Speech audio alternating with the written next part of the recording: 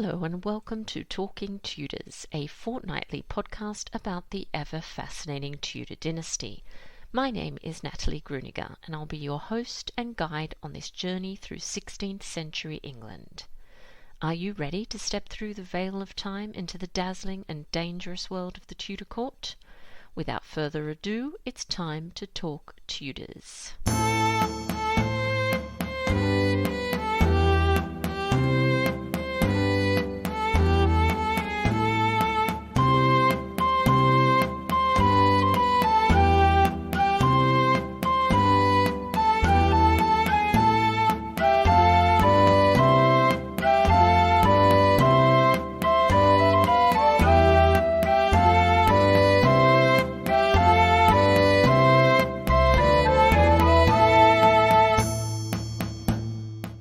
Hello everyone, welcome back to another episode of Talking Tudors. I'm your host, Natalie Grueninger. I'm so happy that you've joined me today. A few words about 365 days with the Tudor Queens to start with. The early bird offer ends on the 1st of August 2023. So if you've been thinking about signing up for this course and joining me next year, now's the time to register.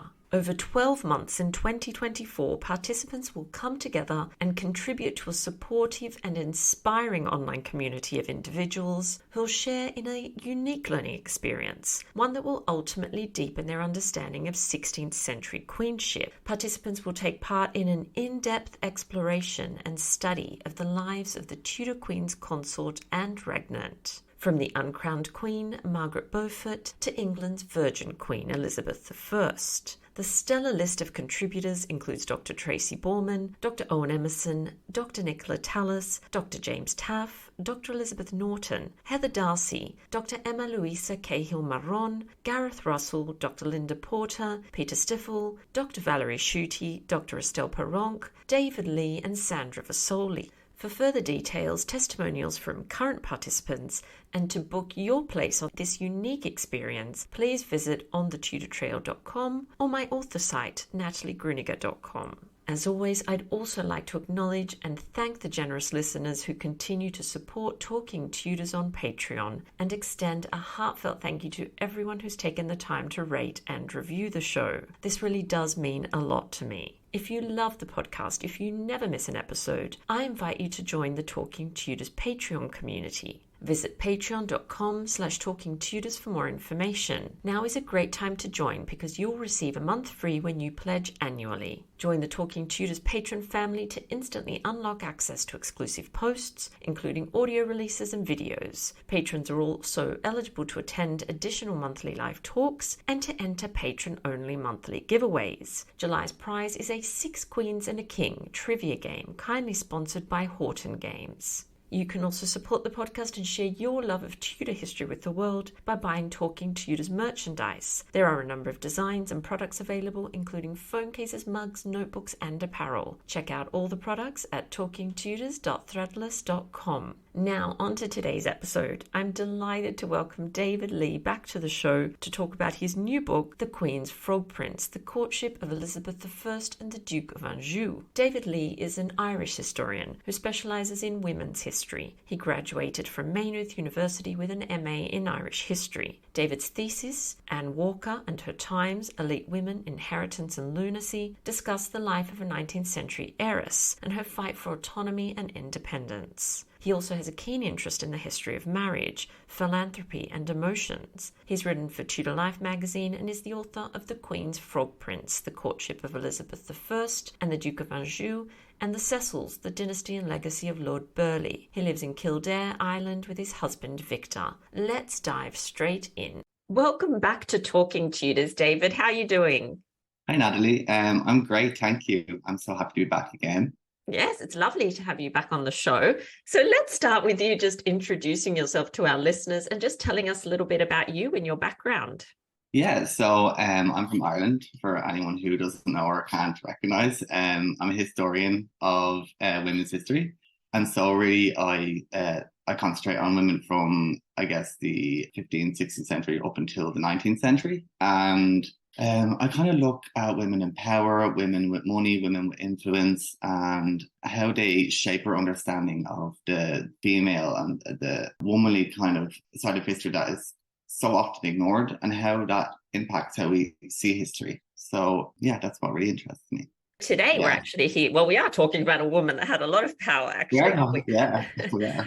We're talking about Elizabeth I, but we're Yes. also discussing your book. Do you want to tell us quickly about your book? Yeah, so this book discusses the courtship of Elizabeth I, and Francois, who was the Duke of Anjou. And their courtship kind of was between the years 1579 and 1581 officially. So it discusses kind of the true nature of their relationship, their courtship's highs and lows, their emotions, particularly Elizabeth's emotions, and their letters, and the wider reaction and consequences of their match, or I suppose their proposed match. So I think ultimately what this book is it's a kind of a challenge on the historiography of Elizabeth's attitude towards love, marriage, and her own power and her place in the world. Yes, and I've had the pleasure of reading it, so I can absolutely You have. highly recommend it. So before we dive in to look at some of that courtship that you're talking about, can you just tell us a little bit about the cult of courtly love, of course, that was at the Elizabethan court, and what it actually meant to play this game, who could play it, and what sort of things could go wrong?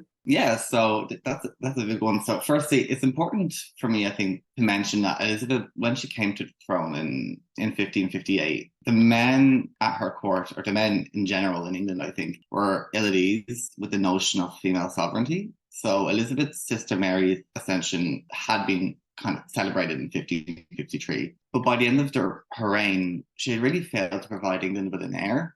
So Elizabeth was under no illusions of the expectations for her reign, being a woman. However, as a female ruler, I think that she was able to create kind of a feminine ideal for her male contemporaries and how they saw her. So she not only utilized her femininity when it was required, but she cultivated and promoted kind of a practice of adornment. And this is whereby her male courtiers kind of worshipped her as a demi-like goddess. So, for example, she's been compared to Diana. And this is her own spin on her father's courtly love games. And these kind of derived from a medieval game of love, where a nobleman would seemingly pursue their illicit desire for, I don't know, a lady of the court. And Henry VIII and Anne Boleyn really popularized this performance during their marriage. So Elizabeth's twist on courtly love, it was more so it created a cult within her court where noblemen grappled for her attention and favour rather than anyone else's. And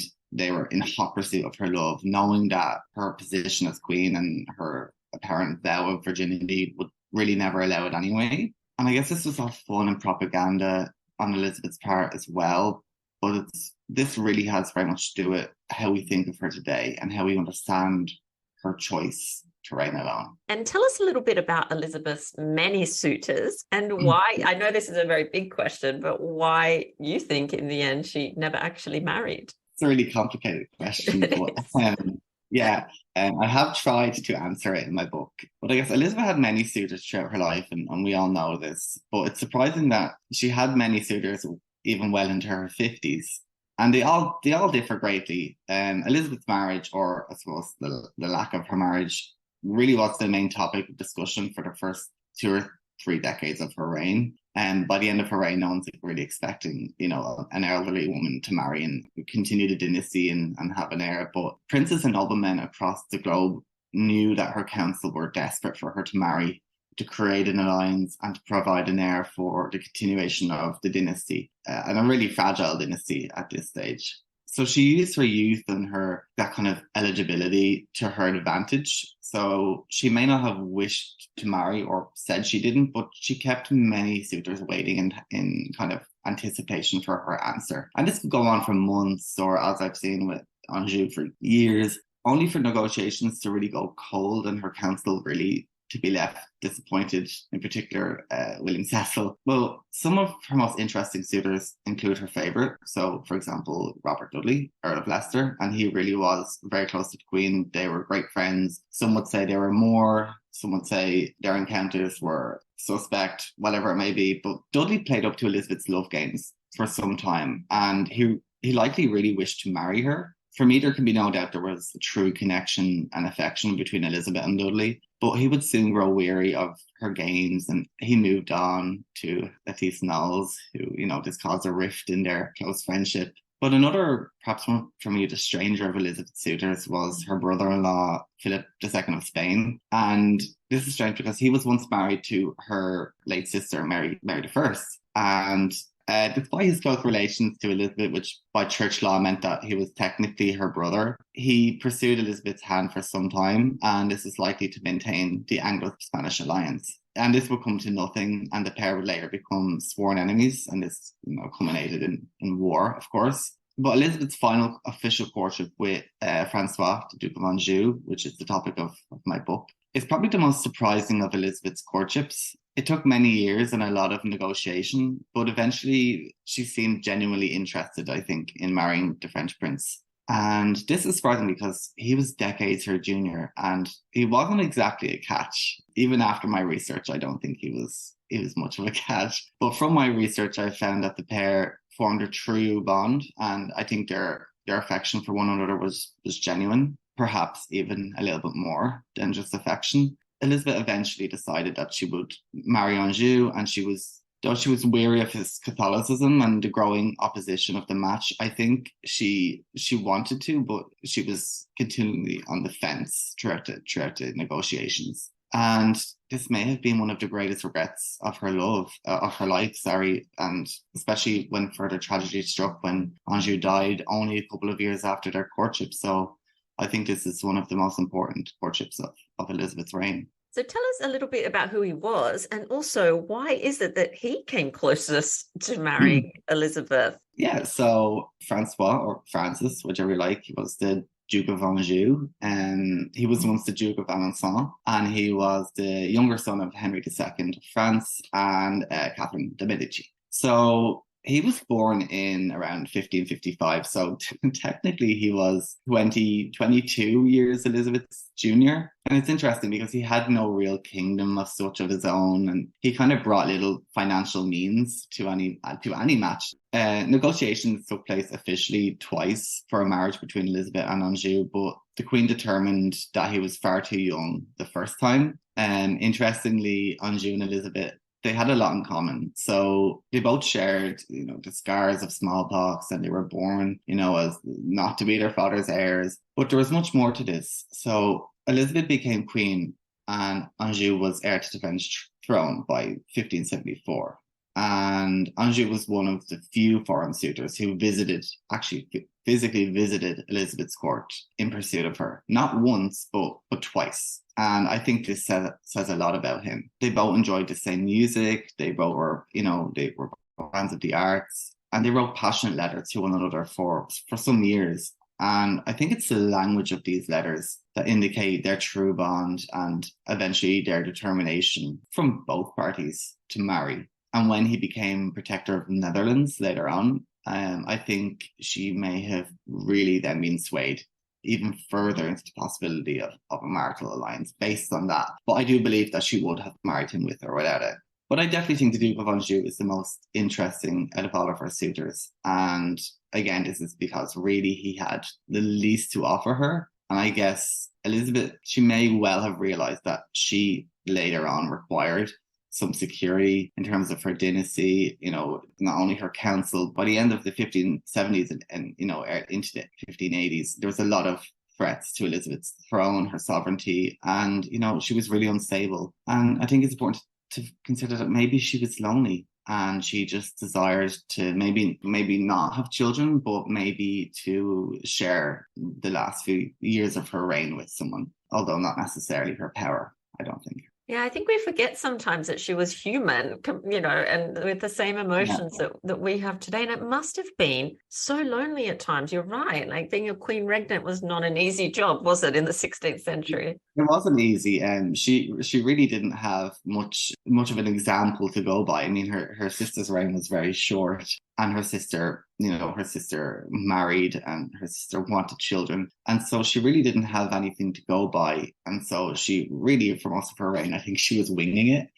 And so when it came to Anjou, I really think it's the same story. Goodness. All right. So tell us what role the succession crisis actually played in Elizabeth's final courtship. Well, that's really interesting, actually, because Elizabeth's long reign was unprecedented in this fact that she was a woman and unmarried. So, from the beginning of her tenure as queen, she was expected to marry a foreign prince, or at least some sort of influential noble, to ensure the Tudor dynasty continued. And this was to ensure really that her kingdom was politically safe and also safe from invasion. And, at the beginning of Elizabeth's reign, there wasn't a war with Spain, but as time went on, it was really a really pressing matter. The Spanish problem, the Spanish question. The problem was that Elizabeth had no intention to share or even give up her power to a husband when she had fought so hard to survive, during her difficult adolescence. Her childhood, though privileged, wasn't great either. And so she had learned from her father's many marriages and that, I guess, many other scandals of her youth, which we won't go too deeply into. But she understood that a woman was utterly subservient to her husband once she married him. And though her sister Mary was queen regnant in her own right, her marriage to Philip really meant that he shared her power, and there's really nothing she could do about it. And I think Elizabeth had no intentions of sharing her throne really at any point during the first 20 years of her reign. But in hindsight, we probably can say she made the right choice. It would be interesting, I think, to see what would happen if she had have married Anjou and if she had have been able to have children. But I think her choice to remain single and rule alone meant that her position as queen was more precarious, without a husband than with one. So it's interesting to see how it would have gone if she had have married. But the lack of an heir and a stable marital alliance with a foreign power really meant that Protestant England was entirely alone in what I call in my book, a sea of Catholic powers. So Elizabeth had a lot to contend with the threat to her throne from her cousin Mary, Queen of Scots, and many English Catholics probably would have preferred to have married Elizabeth. I have read somewhere that many Catholics, despite the difference in religion, were really happy for Elizabeth's reign. But as her reign went on and the topic of religion became more heated, I think many would have preferred Mary. And I guess this is probably why she was also more eager to discuss marriage, especially with Anjou in the 1570s. He didn't come with much power, he didn't come with much wealth, and that was probably also attractive, but I guess it was also kind of dangerous. I think the main question during that period was producing an heir, because England did have very few friends in Catholic Europe. Yes, it was a very, very dangerous time there, wasn't it, towards the end especially. So you mentioned before their passionate letters that they wrote each other. And obviously, if you spend a lot of time in this period and read a lot of letters, you quickly realize that the Tudors were very flowery in their letter writing. And there were patterns, of course, and traditions that people kept up with. So how can we interpret Elizabeth's true feelings from these letters?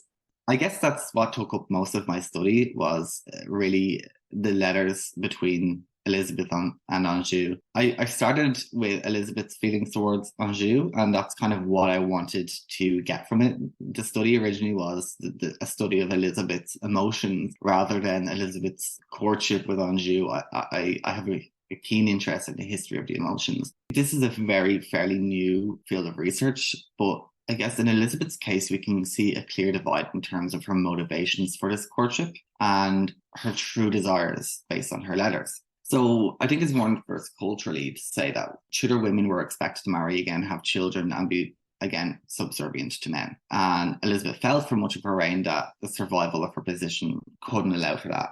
So technically, she's going against social norms in order to safeguard her queenship. And by going against what's expected of her socially, Elizabeth seems to have experienced great strain, and that comes true in her letters, and that comes true in her feelings. And so when you think of those small truths and you weigh them against what she's saying to Anjou, it's very easy to understand that there's a pattern in her writings. So she often, spoke of the hardship of wearing the crown, for example. And her refusal to marry may have kept that power in her hands, but it also meant she's alone in a man's world. So her letters and, I suppose, Anjou's replies are fascinating in this because they reveal emotive language specifically that we do not associate with Elizabeth. So again, as you said, she's a woman, she's a human, she longed to be loved, she longed intimacy, and these come true in the letters, and some of it's, I wouldn't say it's graphic, but it's quite explosive in terms of how we think of Elizabeth as the Virgin Queen. So I definitely can say that Elizabeth was ill at ease with the idea of childbearing, but this is not to say that by the 1580s, she did not long for an heir. And this is not just due to succession crisis. This is due to many other factors. And all of this comes out in her letters. And she's very expressive of being on the fence, being emotionally torn between her feelings for Anjou and her feelings for her people, and how she can get approval to marry him, how she can get around marrying him and make everyone happy. And that doesn't sound like Elizabeth that we know.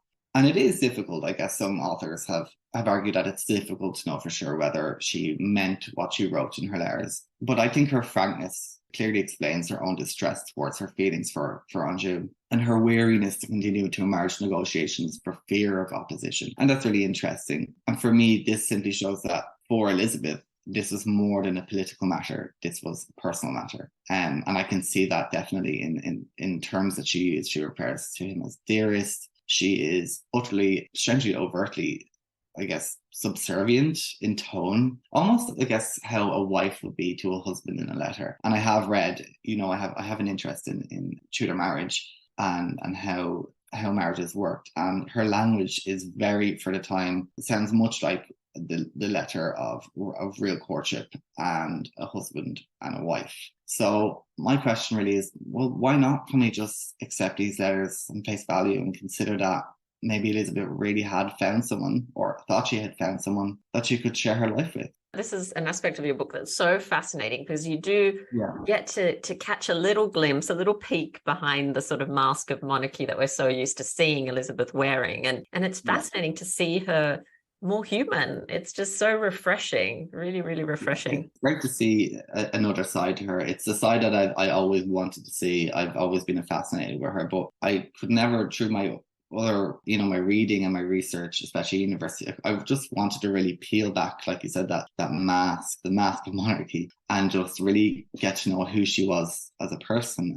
And I think I've done that a little bit. Oh, you definitely have. Absolutely. You mentioned there, obviously, there's this facade, I suppose, of Elizabeth's virginity. So how does that influence our interpretation of her reign? And why is her iconography often so problematic? Yeah, that's definitely a word I would use, problematic. So I guess my research led me to the conclusion that there is much more to Elizabeth than her virginity, which she is celebrated for, and I think rightly so that she's celebrated for it in many ways. Behind the iconography of Gloriana that we know her as, or some will refer to her as Diana or Cynthia, or I guess whatever other goddess she has been likened to, she's been likened to many. We have to remember that she was a real woman. She had, human desires and emotions. And she was a woman who adored attention, and we know that. But I think underneath that, she craved real love and something of substance. And in part, I think she is to blame partly for how we see her, I think. I have to say it. And this is because the way we see her is how she wished to be seen and remembered. But for me as a historian, I can't simply accept that there isn't more behind the Virgin Queen's facade of divinity. I simply can't just accept that that's all. There's no little in-betweens. There's no those little human moments. There's no depth to her emotions or her feeling, and that she was just cold and was happy to just remain that way. In many ways, her courtship with Anjou presents as much substance in terms of understanding her as a woman as any of her relationships with her father, I think with her siblings, or even Mary Queen of Scots and Robert Dudley. I would even have to argue that we have much more written evidence to suggest that her love for Anjou was genuine than we do for her love of Robert Dudley. And it's in her own hand. So for me, I think as a historian, we have to really think about how we interpret language, how we interpret her own writings, when it's so easy to discuss her love of Robert Dudley when there's much more evidence for her love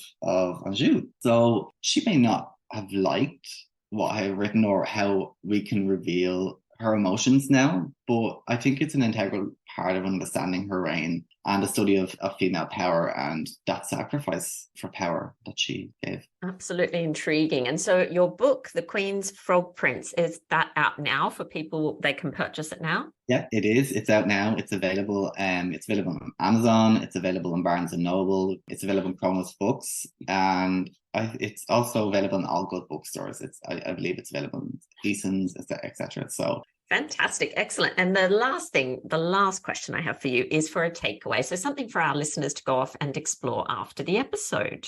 Well, I guess a takeaway that I can give is I'm currently researching my third book. And I think it might give away to readers what it might be, but it's a great read. So it's called The Courtesan's Revenge, and it's by Frances Wilson, and it is a biography. And so it's absolutely a fascinating biography on Harriet Wilson. And so I think people should pick it up and have a read. Might be a clue, hey? A clue to what you're working on. Might give them a clue as to what I'm looking at now, something a little bit different. So. Wow, that sounds intriguing as well. I can't wait to hear more about that. And David, thank you so much for taking the time to come back onto the show and talk Tudors with us again. No, it's been great. Thank you again for having me.